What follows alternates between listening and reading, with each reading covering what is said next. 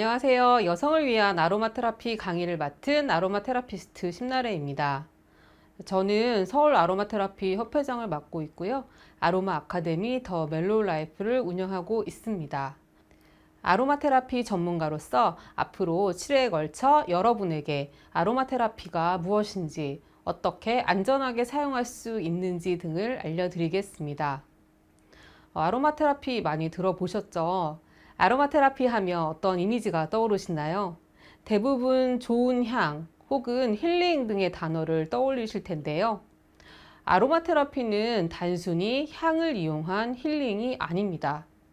아로마 테라피는 식물에서 추출한 방향성을 지닌 에센셜 오일을 이용해 우리 몸의 자연 치유력을 일깨우고 몸과 마음의 균형을 되찾아주는 데 도움을 주는 보완 대체 의학의 한 분야입니다.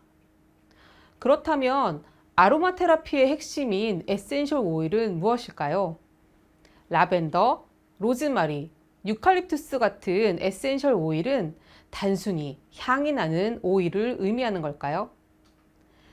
에센셜 오일은 증류된 식물의 정수, 즉 에센스라고 할 수 있습니다. 에센셜 오일은 증류를 통해 얻은 식물 내에 있는 수많은 화학 분자의 농축이라 할 수 있습니다. 인터넷에서 에센셜 오일을 검색하면 정말 다양한 브랜드의 오일들이 쏟아집니다. 그럼 그 중에서 가장 저렴한 것을 사면 될까요?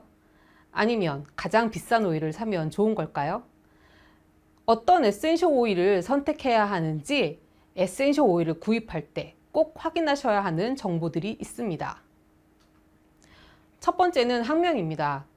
학명은 에센셜 오일을 추출한 식물의 이름입니다. 우리가 흔히 사용하는 라벤더, 로즈마리는 학명이 아닙니다. 학명은 학문적으로 생물을 부르기 위해 세계 공통으로 만들어진 이름인데요. 화면에 보이는 것처럼 라틴어로 되어 있습니다. 그리고 우리가 사용하는 이름인 라벤더, 로즈마리, 유칼립투스 등이 학명과 같이 적혀 있어야 합니다. 케모타입입니다. 케모타입은 동일한 식물에서 추출한 에센셜 오일이라 하더라도 원산지처럼 환경에 따라 화학 성분이 다른 것을 의미합니다. 예를 들어 로즈마리의 경우 원산지에 따라 화학 성분이 차이가 나기 때문에 안전성이나 효능이 다른데요. 그래서 케모타입이 반드시 적혀 있어야 합니다. 케모타입은 영어로 CT로 표기합니다.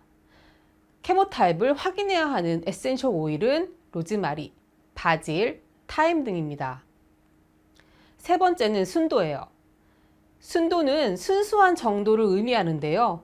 보통 에센셜 오일 원액의 경우 100% 퓨어라고 표기되어 있습니다. 가격이 비싼 로즈나 자스민의 경우 식물 오일에 희석해 판매하기도 하는데요.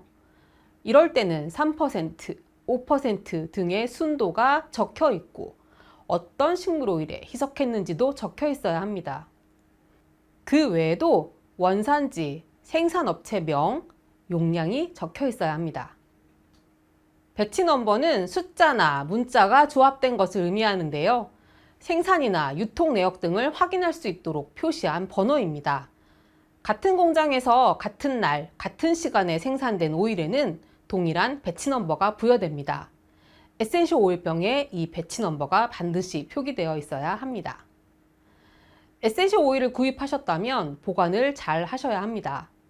에센셜 오일은 휘발성이 굉장히 강하고 열이나 빛에 민감하기 때문에 보관을 잘 해주셔야 품질이 유지됩니다. 먼저 에센셜 오일은 반드시 색이 있는 차광병에 담겨 있어야 합니다.